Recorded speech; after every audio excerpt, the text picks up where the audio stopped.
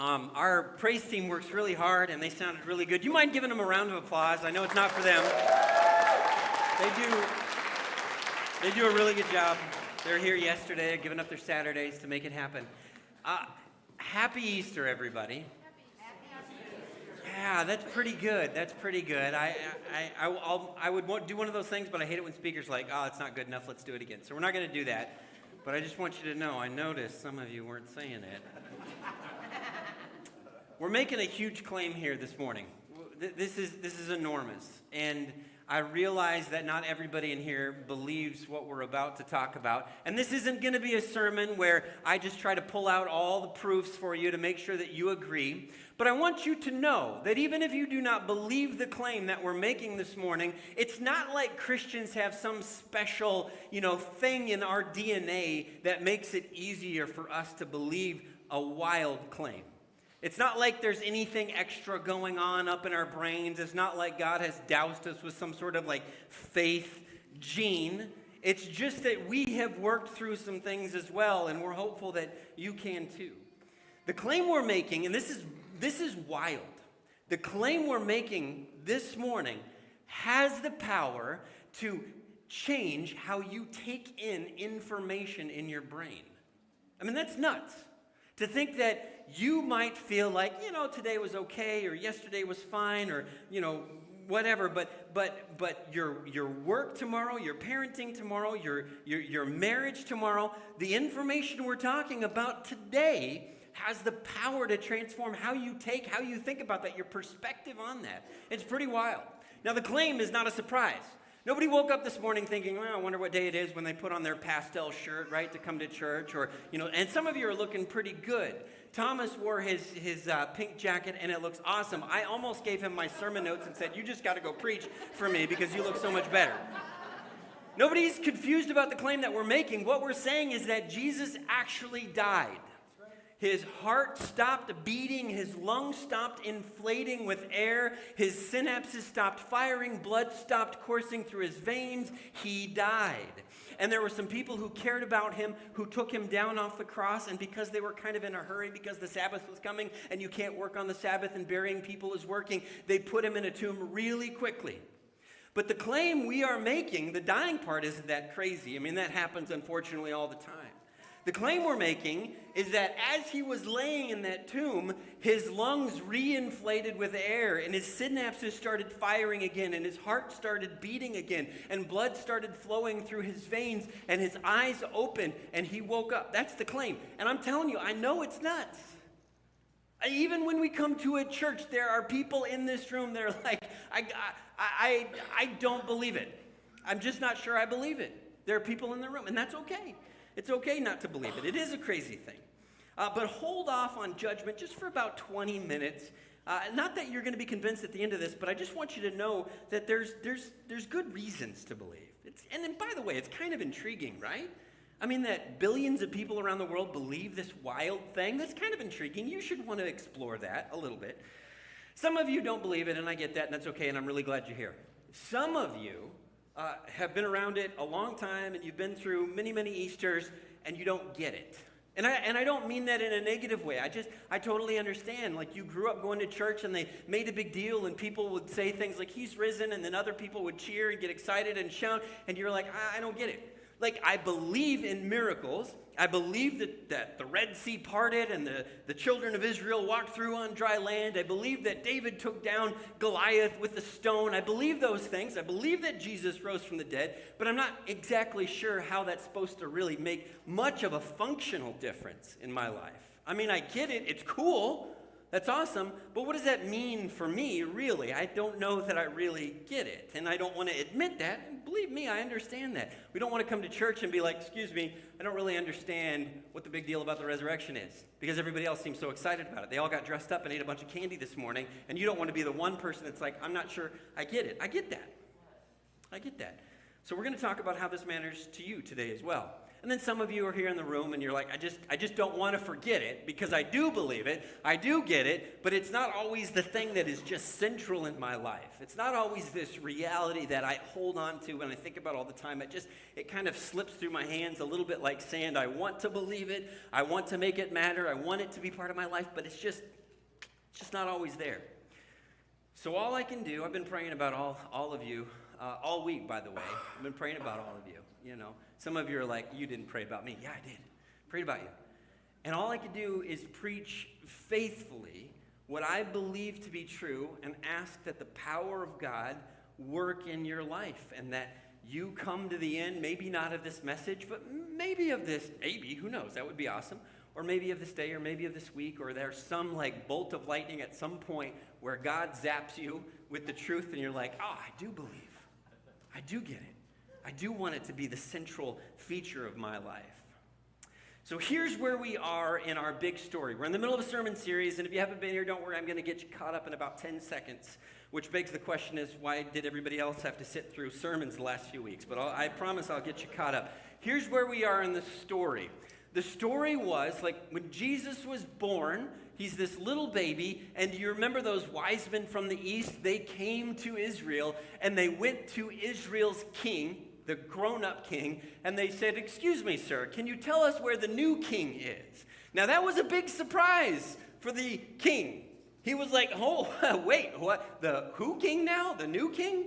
And you remember there was a whole mess in the nativity that we don't talk about too often where King Herod had massacred a bunch of toddlers because he was so threatened by the fact that a new king had showed up. But that's the claim right from the beginning of the Gospels, is that a new king has arrived. Now Jesus, when he grew up and he started teaching, hey guys, I am the king. And I know a lot of us were like, well, yeah, he just meant that in a spiritual sense, right? He just meant that he was in charge and we should, give our hearts to him. And that's how we've spiritualized it today. But when he was walking around Israel making that claim, people were listening to it as if he was saying, I am now the emperor. It's no longer Caesar Augustus. It is now me. I am the king. And they had all these followers that were starting to believe it. They were starting to think, okay, I think this is true. I think he's the Messiah that the prophets have promised. I think he's the one. I think I get it. And they're starting, the story is starting to unfold. And then you get to the cross. And it is not even a plot twist. It's the end of the story. They thought things were unfolding in a certain way and that eventually, and I'll talk about this in a second, but eventually Jesus would take the throne, and then you get to the cross and it is done. Not a twist, it's an end. It's the end. It's kind of like if you're watching a Hallmark movie and the two main characters don't fall in love, you'd be like, well, that's not really a Hallmark movie. The executive that moved back to the small town, and they were antagonistic at first, and she ran a little bakery, but it was failing, and he was representative of some conglomerate that was going to come in and steal away all the jobs in the community, but finally he's humbled and he realizes his heart belongs to this small town, and he's in love with this girl. If those two don't get together at the end of the movie, it's not a Hallmark movie. It'd be like if you were watching Captain America and he loses to the Red Skull at the end. You'd be like, what? It's not a Marvel movie. The good guys win at the end of the movie. The cross is not the good guys winning. It's not right. It's not playing out like it's supposed to. Now, we know in the room, it's a secret, we know that the cross was a coronation. We know that when they put that purple robe on him, when they put that crown of thorns on him, when they lifted up the cross from the earth, when they lifted him, he was high and lifted up, and it was the opposite of every coronation they'd ever seen. But we know that he was being declared as king in only the way Jesus could be declared as king. But they didn't know that. It just looked like an end to the story. Jesus, and listen, if you're here this morning and you don't believe it, and you don't get it, then you are in perfect company. Because Jesus followers, did not believe it, and they did not get it either. As the beginning of the story was unfolding, they did not believe it, and they did not get it. Pause. Here's a life truth. Here's a little secret to life for you. Just a little thing that you need to know. When you have a specific story in your head, it is really hard to change the script. Let me give you an example of what I'm talking about. Here's a perfect picture. This sign. This is not Photoshop. Somebody in a shop printed this, and then some other people took that printed sign and they went out and installed it. Now, some of you are like, I don't get it. What's wrong with it? Well, read the sign. The sign is misprinted because what happened is the person knew exactly what it was supposed to say, so he wasn't really paying very close attention to what he was actually printing. And the people installing it knew what the sign was supposed to say, so they weren't really reading it as they installed it. And then they installed it in some rural back road, and they probably caused a lot of accidents because people are like, what am I supposed to do as they come up to the sign? What's supposed to happen here? Right lane must right left? What? What does that mean? They knew how it was supposed to be, so they didn't pay attention to what it actually said. I'm really bad at this with texts. Yes. Is that my wife? So this is what it looks like for me. This is me to my wife. Karini Beanie, by the way. So Corrine, you're picking the kids up from school, right? That's the plan, right? No, I am not picking the kids up from school. And so me, not being really good with changing the script, oh, great, see you guys at home soon. Now, if you're like Corrine, you're like, I don't think reading comprehension is your thing. I feel like you didn't actually read my previous texts. And then I say, oh, no, I got it. You're picking up the kids from school. I'm reading it correctly. And then Corrine texts back something like this, just a side. Because I have a story in my head, I have a hard time adjusting to a different situation because this is the way this is supposed to unfold. And we have stories. We all have stories about everything. We all do. For example, a story about career that has been pumped into your veins since you were a little child. The American story of a career is that you get good grades. So that gets you a good scholarship, so that you can go to a good school, so that you can get the highest paying degree that you can possibly get, so that you can leave that school and you can go out and you can find a job at the highest paying firm that you can possibly find, so that you can pour into your 401k, pour into your Roth IRA so that you can retire, maybe even retire early so that you can, and we're not sure about that piece of it. People struggle with that piece of it, but maybe play golf. Maybe sit and read, maybe take up a hobby, maybe do all the things you should have been doing all along. But that's the story of the American dream born out in our careers.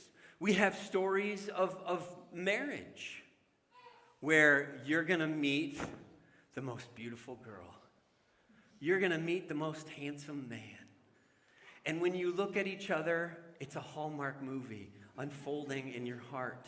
And you're going to love one another, and you're going to fully understand one another, and you're going to remember every major anniversary and birthday. Why do people think marriage is hard is what you're going to think before you get married. And then you'll get married, and you'll have a cute starter home. It'll probably be in the city, and you'll have a nice picket fence, and you'll have 2.5 kids, and it'll be wonderful, and the garden will always be tended, and the dishes will always be done, and the laundry will always be magically folded. You'll never buy a minivan, not you. Your children will be academic and sports prodigies. You'll send out the perfect Christmas card to your 1,000 friends every year. Life will be glorious. And then in the evenings, you, hand in hand, will stand on the front porch and you'll watch the sunset as you recite poetry to one another. And you'll both die at the same time of old age in your sleep. That's the story of marriage, but you know what happens in real marriages? The script changes, and then all of a sudden you're dealing with like, well, this is not what I thought it was going to be. That's not what I thought it was going to be. The secret to life, if there is one, you're going to hear it this morning. The secret to life is adjusting to the script that is unfolding before you, given to you by God, rather than trying to force your story to meet some different narrative. Now, I say all that because it's true, but I say all that because the Hebrew people in the time of Christ had a story that they wanted to see unfold. They had a specific story, and their story was, we were once a great nation. We were once a proud people, but we have fallen on centuries of hard times. We have been oppressed.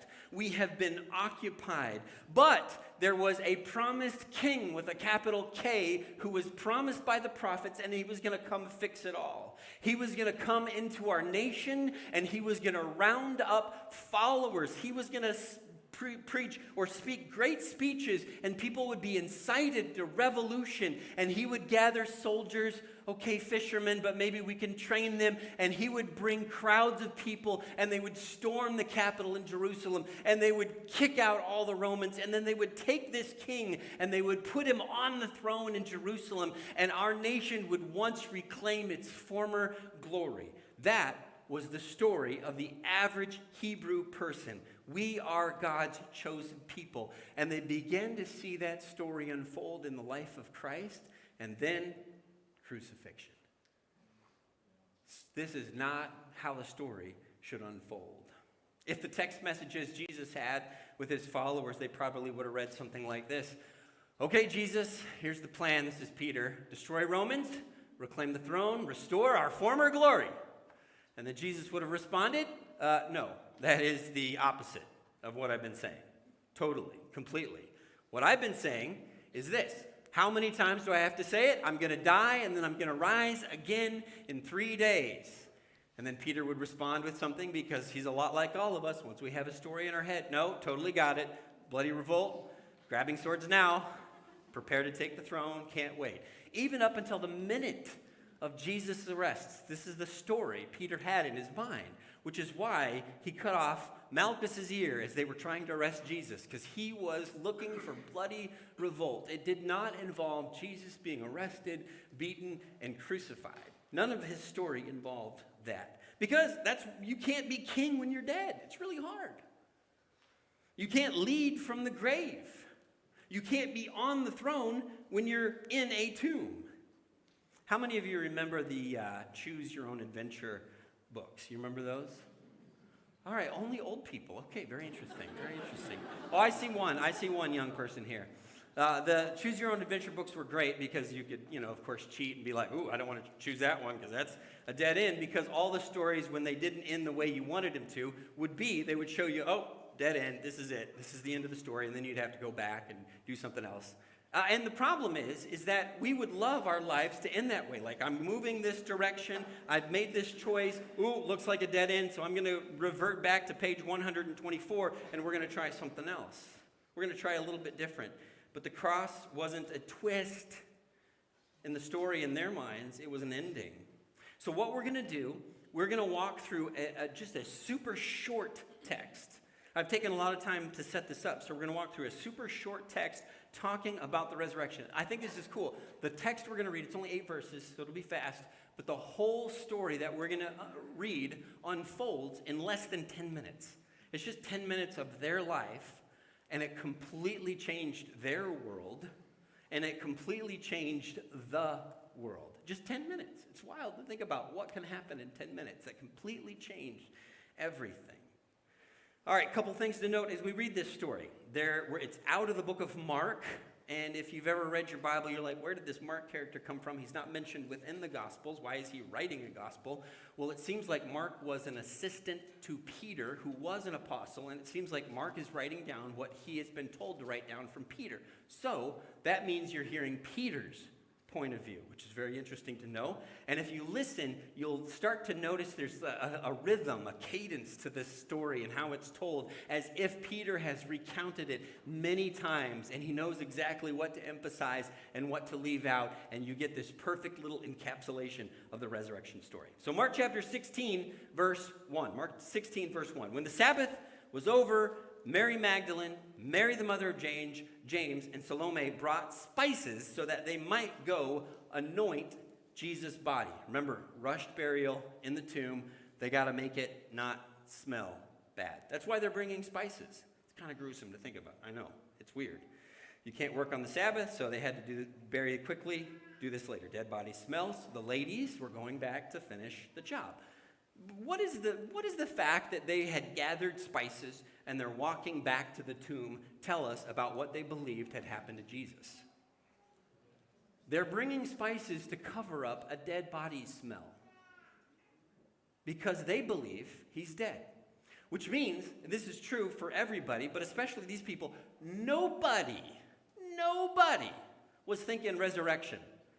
Nobody was like, I'll bet he's just messing with us. I'll bet he's coming back. I'll bet he's going to go in that tomb, and then we're going to go to the tomb, and then the stone's going to be... Nobody's thinking that. Everybody is thinking this is over, this is done with, this is finished. Not a faint hope, not a maybe. It's a story that ended in tragedy in their minds. Everyone, this is kind of interesting to me, everybody was resuming their pre-Jesus life. You just kind of revert back to the script that you know. Jesus was changing the script on them, and they're just reverting back. Peter literally was going back to fishing. He didn't know what else to do. I thought I was going to be some amazing person in the new kingdom of God, and now the king is dead, and I'm just going to go back, and I'm going to fish. That's all I can do. The people on the road to Emmaus that Steve talked about, they were walking home, 7 miles home, because they didn't know what else to do. The story was over. Nobody was thinking resurrection. Mark chapter 16, verse 2, very early on the first day of the week, just after sunrise, the sun has just cracked over the horizon. They were on their way to the tomb, and they asked each other, these are the women, they asked each other, who's going to roll that stone away? We brought the spices, but forgot this one detail. This is a picture of not the tomb. They claim, if you go to Israel and you ask somebody where's the tomb of Jesus, they'll point you to a tomb, but I'm kind of skeptical that they know, because Jesus never staked out a claim, and there's too much incentive for us to be like, oh, this is where Jesus was born. This is where Jesus was buried, and you want to take a peek inside, that'll be $20. There's just too much incentive. And so much in Scripture, we've just not given these sorts of tangible locales because we would exploit them. People would exploit them. So this is a tomb, but it's not the tomb. But it gives you an idea of what it was like. This stone that you're seeing, this big round stone, is about 4 or 5 feet in diameter. That's a pretty big thing. And so you can see why people would be like, how are we going to move this thing? And the fact that it was round is kind of interesting too, where you're like, why would you put a door on a grave? You don't want to get back in there. But they did. They would put the body in there. They would treat it with the spices to deal with the smell. They would let it decompose, and then they would put the bones in a little box, and they would bury it. And they would actually do this with 3, 4, 5 times. If you were poorer, it would be 9 or 10 times. You would have 9 or 10 bodies in a tomb. If you were rich, you maybe just had 1 or 2, just a few close families. So it was more like a mausoleum. So the ladies come up to the tomb, and this stone that they're worried about is rolled away, and then there's this little tiny opening, probably 2.5, 3 feet across. You have to kind of crouch down to look in. And it's round because you're going to open it and close it several times. Mark chapter 16, verse 4. But when the ladies looked up, they saw that the stone, which was very large, he's emphasizing, had been rolled away. Have you ever come home from somewhere with your family or when nobody's home and your front door was wide open? Have you ever had that? Yes. Yeah, how many of you just stroll inside like it's no big deal? No. So you call someone, you're like, I'm about to enter a house. I think there is a perpetrator in there. You start to use police language. I think there's a perpetrator in there. I want you to know, or you call the police, or you call your husband, or you call someone you don't care about, because if they get murdered, it's not a big deal, and you have them do some reconnaissance within the house to make sure that it's safe for you. You don't just walk in and say, I'm sure it's fine, right? I don't think you do. It's probably a kid that left it open, but you've listened to too many true crime podcasts. But what do you not do when you see a tomb and the stone is not where it's supposed to be? And there's this little black opening. What do you not do? You do not go in. This is like horror movie stuff. When you're watching a horror movie and you're like, why would you go in the basement? The killer is always in the basement. Don't go in the attic. That's where the ghosts are. Don't go in the tomb. Why would you do that? But what did they do? Verse 5, they entered the tomb. Oh, okay. That's not what I would have done, but all right. Verse 5, second part of verse 5, and it says they saw a young man dressed in a white robe sitting on the right side. There's good reasons to believe that this young man is probably an angel, but I love what the Bible says next. This is interesting. It says, and they were alarmed. You would be alarmed too. even if it wasn't a grave, even if it was your home and the door was left open and you walked inside and there was a young man dressed in a white robe sitting on the right side, you'd be like, what? You would be alarmed. Your heart would race. Now, I was just thinking that the Bible is so understated, it cracks me up, because there's no way that they were alarmed. Like, none of the ladies walked in that tomb. You didn't crawl into that tomb, see this young man sitting there and say, oh my, you startled me. You know, that's not what was happening. They weren't alarmed. They were terrified. One of the coolest things, and I was just chuckling to myself as I was putting the PowerPoint together because I thought this was the funniest thing, and I'm only going to show you a few of them, but there is a haunted house where at one of the scariest moments in the haunted house, they have a camera that takes low-light pictures of the people who are being scared. And I just want you to just have a visual of what I think the ladies who entered that tomb and saw that young man sitting there on the right side probably actually looked like. It probably looked more like this. Now, I've got 3 of them because I put them in order of how much I liked their fear on their faces. So this is the first one. Here's the second one. I thought that was pretty good. Because honestly, the ladies are going in, they see a young man, they're alarmed. And here's my favorite, and it's particularly because of the 2 ladies over here. The dad's trying to play it cool. He's trying to play it cool. I don't know exactly what those ladies would have looked like in that tomb, but it was more like that than, oh, I was alarmed. I cannot. Young man, what are you doing in this dead man's tomb? I don't think it was that. And it's preserved in Scripture forever. This is what I think. I think that there was some loud screaming happening Easter morning. And they were not shouts of joy. I think that's what was going on. Mark chapter 16, verse 6, the young man says, do not be alarmed. Well, okay, easy for you to say. He said, you're looking for Jesus the Nazarene who was crucified. He has risen. He is not here. See the place where they laid him? Now imagine trying to wrap your minds around what this young man, this angel, is saying. Imagine this. There's no category for this. This is not one of the menu multiple choice options that you had as you walked up to lay spices on the dead body to keep it from smelling. You were not thinking any of this is going to happen, much less the news that you get. You know what those words mean. He has risen. You speak the language. You know exactly what he's saying, but there's no place for those words to go. You don't know what to do with them in reference to a dead human. You don't understand. What do you mean, he has risen? Somebody took him? No. Are you sure it was Jesus? Because look, I love the fact that the angel kind of walks them through it. It's not like there's this script in the text, but it feels like they're saying, wait, what do you mean? Somebody took his body? No.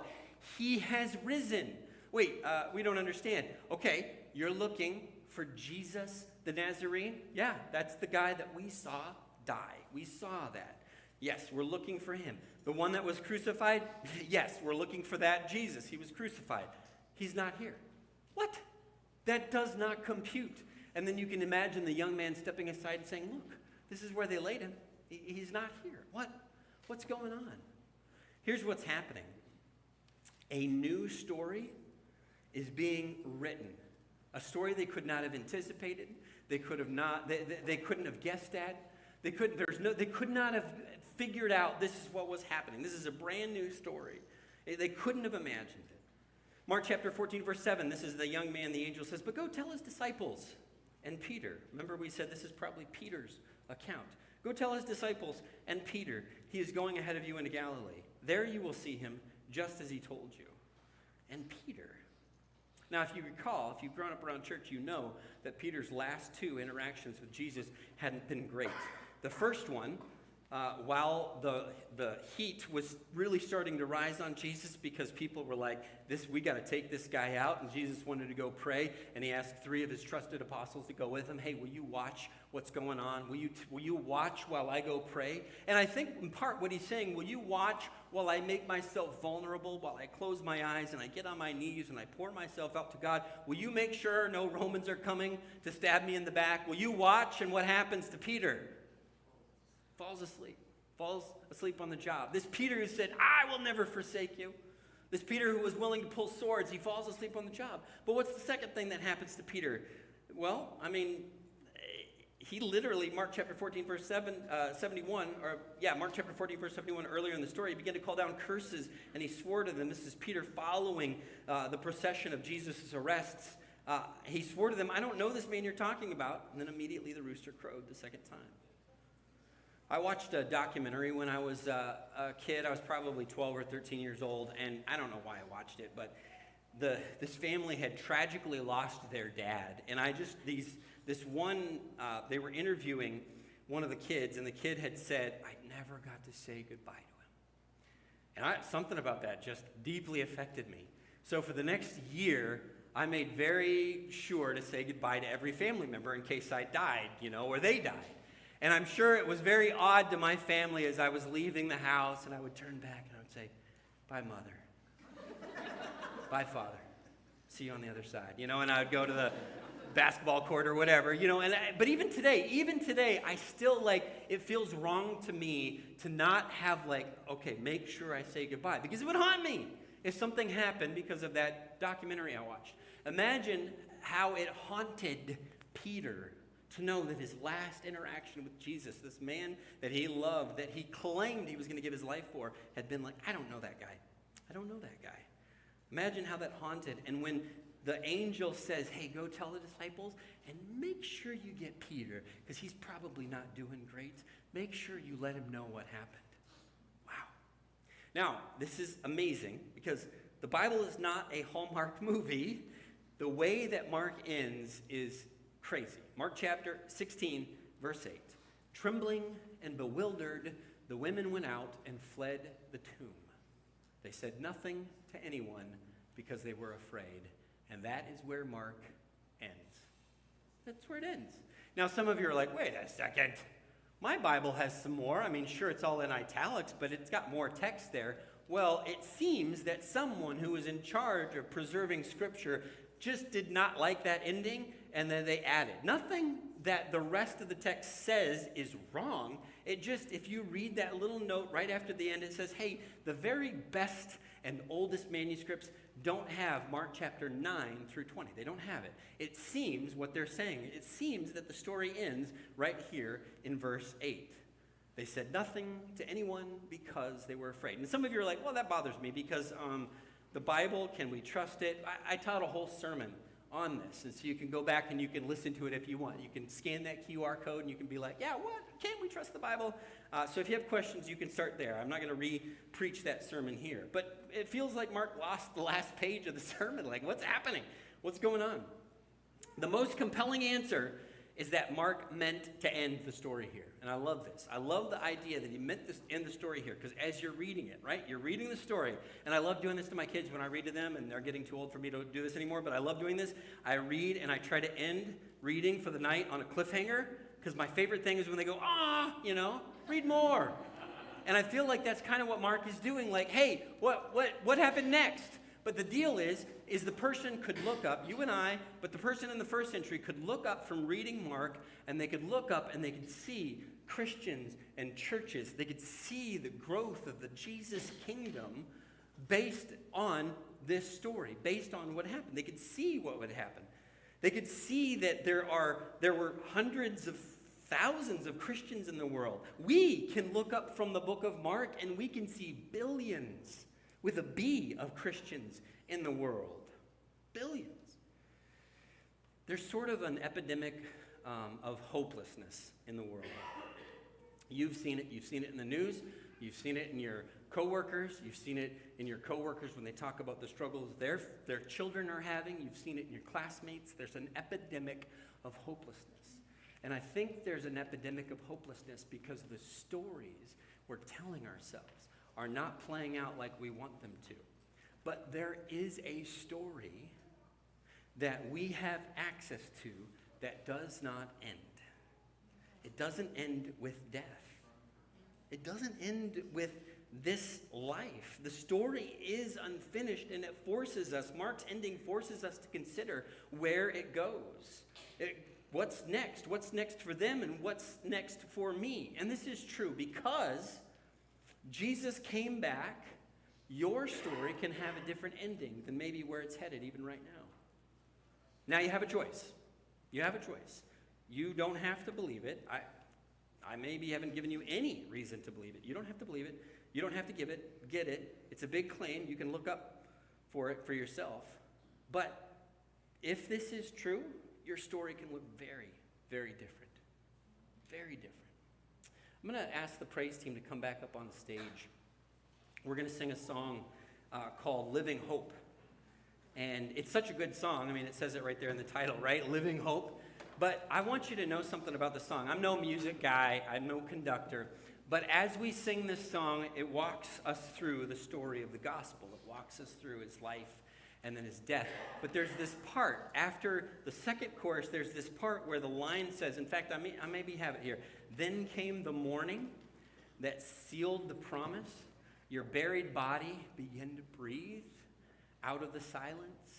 The roaring lion, Jesus of Nazareth, the Lion of Judah, declared the grave has no claim on me and any of us. But here's what we do in the song.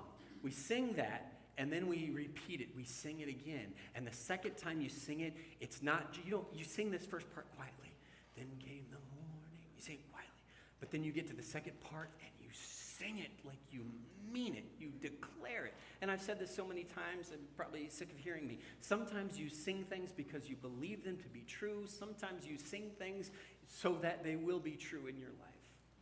And if you're one of those people who believes it, well, you got a chance to declare it. God has given you breath in your lungs, and you can use that breath to praise him. If you don't believe it or you don't get it, man, I just pray that you would be moved and you would sense the power of the Spirit in the room, working on your life, working on your mind, working on your heart, that this is true and it has the power to change your story.